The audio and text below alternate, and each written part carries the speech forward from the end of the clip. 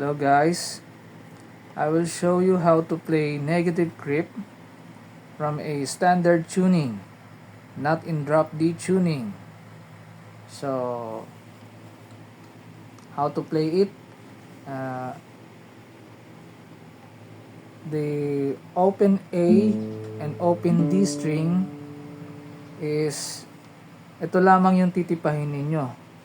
Then the 6th string and then the 3rd to 1st strings is dead. So it played like this.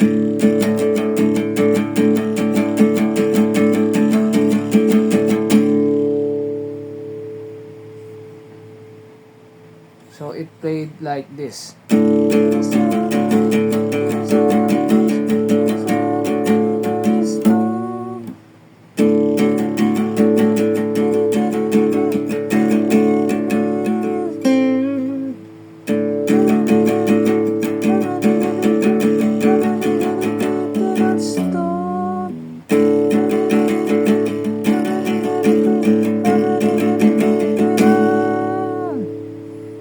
Then, yung chorus niya,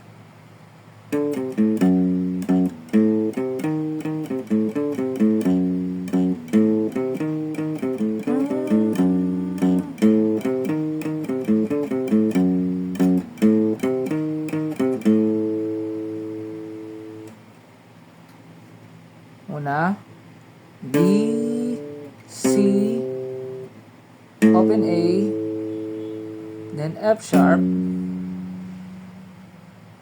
this, then open A again,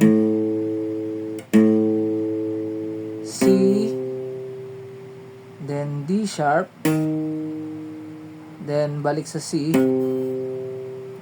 and then A.